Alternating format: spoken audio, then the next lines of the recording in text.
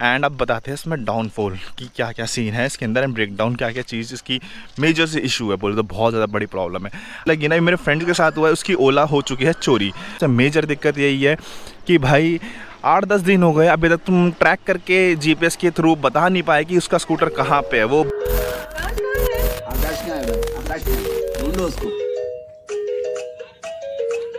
What's up everyone, this side is Akash Gurung, welcome to the another new vlog। So guys, fresh vlog में आपका स्वागत है। तो guys, आज लेके आने वाला हूँ मैं अपने ओला के ऊपर एंड बताने वाला हूँ कि क्या क्या इसके डाउनफॉल है। तो देख सकते हो guys, यहाँ पे अपनी ओला खड़ी है। तो guys देख सकते हो ये ऑलमोस्ट चल चुकी है 30,000 के अराउंड। तो अभी इसके किलोमीटर है 29,656 चल चुकी है guys। तो देख सकते हो इसमें जूम करके। एंड गाइस भाई इसमें बताने वाला हूँ कि क्या क्या इसमें डाउनफॉल है एंड क्या क्या इसमें मुझे एक साल के अंदर एक्सपीरियंस में क्या क्या इसकी जो चीज़ें हैं नेगेटिव, वो क्या क्या मेरे को फेस ऑफ करनी पड़ी है। तो गाइस आज मैं आपको सब बताने वाला हूँ। तो देख सकते हो यहाँ पे खड़ी है अपनी ओला। गाइस सबसे मेजर जो चीज़ है इसमें भाई साहब जो उसकी डाउनफॉल है वो है इसकी सर्विस। तो गाइस जो सर्विस सेंटर है ना, जो भाई वो कोऑर्डिनेट बहुत लेट करते हैं। अगर कुछ भी इश्यूज आने लग जाए ना तो बहुत लेट इसका रिस्पांस मिलता है। एंड स्टार्टेड में जब आई थी ओला तब तो सही मिल रहे थे रिस्पांस सर्विस सेंटर की तरफ से, बहुत जल्दी टेक्नीशियन आ रहे थे। बोलते एक दिन या मैक्स 2 दिन के अराउंड आपके पास टेक्नीशियन आ जाता था और रिस्पांस तो तुरंत मिलता था। बट आज के टाइम में रिस्पांस नहीं मिलता, बहुत जल्द रिस्पांस मिलने में 1-2 दिन हो जाते हैं। एंड इसका प्रोसेस के लिए भाई साहब बंदे आते आते कम से कम 1 हफ्ते के अराउंड हो जाता है बंदे को आते आते सर्विस सेंटर से। तो गाइज़ ये चीज़ है सबसे बड़ी ब्रेकडाउन। एंड जब सबसे खतरनाक चीज़ मुझे लगी ना, मेरे फ्रेंड्स के साथ हुआ है, उसकी ओला हो चुकी है चोरी। पता नहीं कैसे चोरी हुई, पासवर्ड जिसने चोरी करी है उसका पासवर्ड पता था या हैक कर ली या वो बंदा अपना स्कूटर ऑन ही करके चले गया था। बट भाई अभी तक उसकी ओला स्कूटर चोरी हो चुका है एंड अभी तक कोई रिस्पांस नहीं मिला। एंड अभी तक 1 हफ्ते से ऊपर हो चुका है एंड ऑलमोस्ट 8-9 दिन हो चुके हैं। जो ओला की टीम है ना गाइज, वो एक घुमाई जा रही है, भाई यहाँ मेल करो, यहाँ मेल करो, ये करो, वो करो। तो ये चीज़ें मुझे बहुत ज़्यादा डाउनफॉल लगी है। एंड अभी तक 8-9 दिन हो चुके हैं, अभी तक वो ट्रैक नहीं कर पाए जीपीएस से कि उसका स्कूटर कहाँ पे है।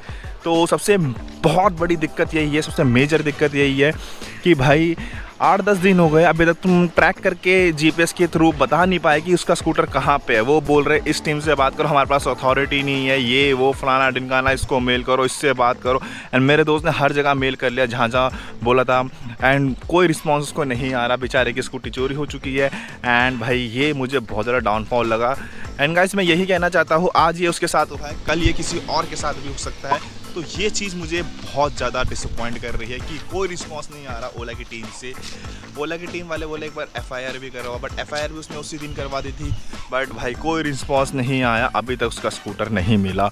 एंड बस ओला वालों से मैं यही कहना चाहता हूँ, अगर आपके हाथ में नहीं है ना इसको ट्रैक करना, तो प्लीज़ ऐसा फीचर्स डालो कि हमारे हाथ में भी, तो बाई चांस हमारा स्कूटर कहीं भी पार्क हो जाता है, हम भूल जाते हैं या कहीं भी चोरी हो जाता है, जीपीएस के थ्रू हम भी ट्रैक कर सके कि हमारे हाथ में भी होना चाहिए। बिकॉज हम ऑनर है ओला के, तो हमारे को भी ये चीज़ देनी चाहिए कि हमारा स्कूटर कहाँ पे नहीं है। ये खाली उनकी टीम को दे रही है, ओला की टीम को। हमारे पास कोई ऐसा फीचर्स, हमारे पास कोई ऐसा ऑप्शन नहीं है जिससे हम अपने स्कूटर को ट्रैक कर सके। ये बहुत डाउनफॉल चीज़ है, हमारे पास भी होना चाहिए मेरे हिसाब से। तो एंड उनकी टीम से हम बात करते हैं कि हमारा स्कूटर चोरी हो गया है, भाई कहाँ पे हुआ है, प्लीज़ जल्दी से बताओ किधर है हमारा, ट्रैक करके। वो उनकी टीम वाले कहते हैं भाई हमारे पास अथॉरिटी नहीं है। भाई अथॉरिटी नहीं है तो अपने सीनियर से बात करवा दो। एंड जिसका स्कूटर चोरी हुआ है भाई वो ऑनर ही बात कर रहा है ना, और वेरिफिकेशन नंबर से बात कर रहा है, उसको भी नहीं बता रहे। तो ये चीज़ें मेरे को बहुत ज़्यादा बेकार लगी। एंड ओवरऑल देखा जाए तो कुछ ऐसा लुक है ओला का, बोलते स्टार्टेड में बहुत अच्छी थी एंड स्टार्टेड में बोले इसकी सर्विस बहुत अच्छी थी, बट अभी इसकी सर्विस बहुत ज़्यादा बेकार हो चुकी है। एंड अब बताते हैं इसमें डाउनफॉल की क्या क्या सीन है इसके अंदर एंड ब्रेकडाउन क्या क्या चीज़ इसकी मेजर से इशू है। बोले तो बहुत ज़्यादा बड़ी प्रॉब्लम है।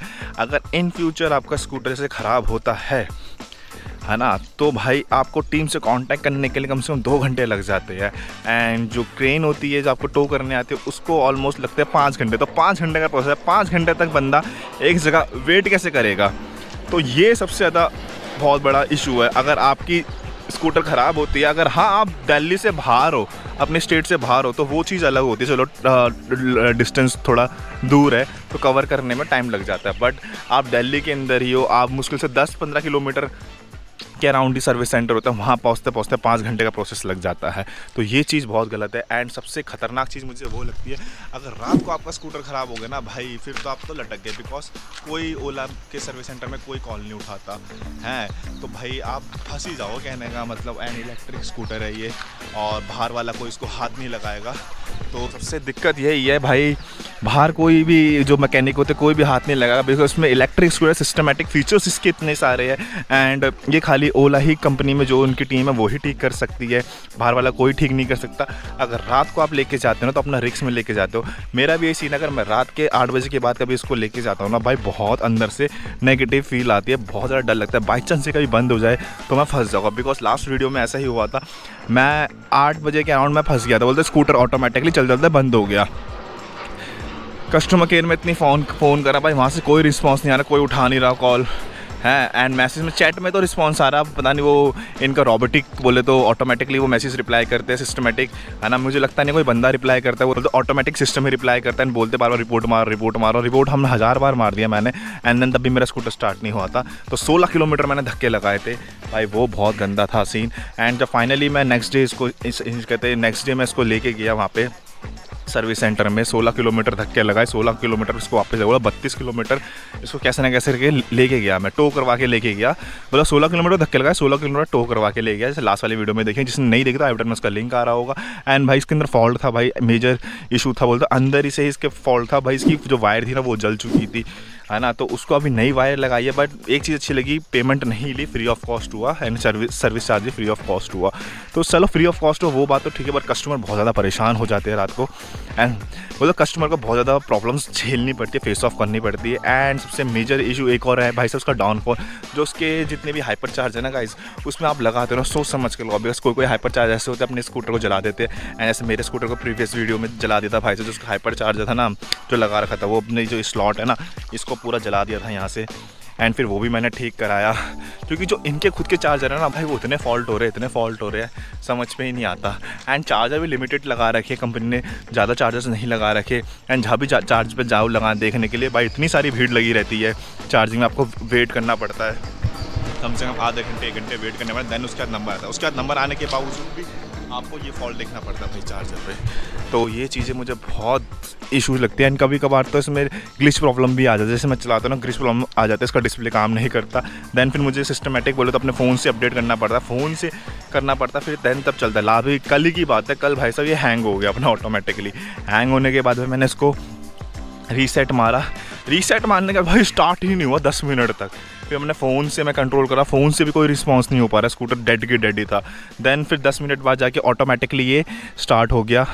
एंड चलो स्टार्ट तो हो गया, प्रॉब्लम तो सॉल्व हो गई, बट 10 मिनट तक भाई बंदा होपलेस हो गया। मैंने सोचा वापस से कुछ इसके इंटरनेट प्रॉब्लम तो नहीं आ गई है ना, बट वो थी ग्लिच प्रॉब्लम। 10 मिनट तक मुझे वेट करना पड़ा। बट कभी कभार ऐसा होता है बंदे अपने पेशेंस खो देते हैं, होपलेस हो जाते हैं है ना, बोल दो दिमाग उनका काम करना बंद हो जाता है कि बिकॉज रात के टाइम ऐसा बंद हो जाए स्कूटर है ना, तो भाई बंदे होपलेस हो जाते हैं। जो पहले के रॉ स्कूटर थे ना पेट्रोल वाले, उसमें ऐसा कोई सीन नहीं होता, उसमें भाई चाबी से ऑन करो है ना ऑटोमेटिकली स्टार्ट होता है, कोई ग्लिच प्रॉब्लम आता नहीं था। अब ये जितने फीचर्स बढ़ते जा रहे हैं उतने ग्लिच प्रॉब्लम इसमें आते जा रहे हैं। एंड ये व्हीकल नहीं, जितने व्हीकल्स हो आजकल, जितने भी भाई साहब स्मार्ट व्हीकल्स आ रहे हैं भाई, इसमें इतने फीचर्स आ गए, इतने फीचर आ गए भाई, कोई भी उसको हाथ नहीं लगाता। पहले वाले सीन ऐसे रॉ व्हीकल्स होते थे, कहीं भी आपका स्कूटर कुछ भी दिक्कत है, छोटी मोटी दिक्कत, तो बंदा ईजिली उसको मैकेनिक को दिखा के मैकेनिक ठीक कर देता। एंड ओवरऑल मतलब फ्री माइंड हो जाता, टेंशन फ्री रहते थे कहने का मतलब। पहले अगर बाई चांस ख़राब भी होता था तो बाहर किसी को भी दिखा के ठीक करवा लेते थे, बट अभी का सीन ऐसा कुछ नहीं है। अभी तो भाई बाहर कोई हाथ ही नहीं लगाता था, इतना स्मार्ट स्कूटर है, किसी को समझ भी नहीं आता भाई कहाँ से क्या सिस्टम, कौन सी लाइन किधर जा रही है, क्या वो क्या ये फलाना ढिंगाना XYZ, किसी को कुछ भी नहीं पता। तो सबसे ज़्यादा ड्रॉबैक मेरे को यही लगी इसकी। एंड इसके सर्विस सेंटर में भी भाई साहब जो उसकी ओला की एप्लीकेशन है ना, उसमें आपको पहले अपॉइंटमेंट लेनी पड़ती है। भाई अपॉइंटमेंट लेने के लिए भाई साहब वो साइड भी तो चलनी चाहिए भाई। अभी एरोप्लेन जा रहा है, थोड़ा पॉज करना पड़ेगा बिकॉज अपनी आवाज़ साफ नहीं आई। एंड इधर भाई साहब गाय माता। तो भाई सीन यही है भाई, उनकी एप्लीकेशन है ना भाई, एप्लीकेशन इतनी लैग खाती है, इतना स्लो होती है एप्लीकेशन। अपॉइंटमेंट के लिए जाओ है ना, उसमें भाई साहब टिकट बुक करो भाई, उसमें ही इतना टाइम लग जाता है बिकॉज मतलब स्मूथ नहीं है। उनकी एप्लीकेशन भाई स्टार्ट ही कम से कम 30 सेकंड 40 सेकंड का भाई सब घूमता रहता है गोल गोल, मतलब ग्लिच उनकी एप्लीकेशन में इतना ग्लिच प्रॉब्लम है भाई, इतनी लोड लेती है उनकी एप्लीकेशन, देन तब जाके स्टार्ट होता है। एंड कभी कभार तो टिकट वाला सर्वर डाउन ही चलता है, टिकट होती ही नहीं कंफर्म, एंड टिकट कंफर्म नहीं होती फिर आपको अपॉइंटमेंट नहीं मिलेगी, अपॉइंटमेंट नहीं मिले तो फिर आपका स्कूटर ठीक नहीं होगा। एंड इमरजेंसी के लिए आपको अपना स्कूटर ठीक कराना, आपको कहीं जाना है तो भाई बहुत ज़्यादा इशू होता है। एंड अपॉइंटमेंट भी भाई साहब जिस डे चाहिए आपको उस डे नहीं मिलती, अपॉइंटमेंट के लिए भाई सब 4-5 दिन बाद मिलते हैं भाई, इतनी अपॉइंटमेंट बोले तो इतने स्लॉट बुक हो रखे होते हैं, सारे स्लॉट सोल्ड आउट हो रखे होते हैं, तो वो चीज़ भाई साहब इसमें बहुत ज़्यादा डाउनफॉल है। मेरे हिसाब से तो ये होना चाहिए अगर आपका स्कूटर ख़राब होना आपको तुरंत, अगर इमरजेंसी तो तुरंत आपको अपॉइंटमेंट मिलनी ही चाहिए।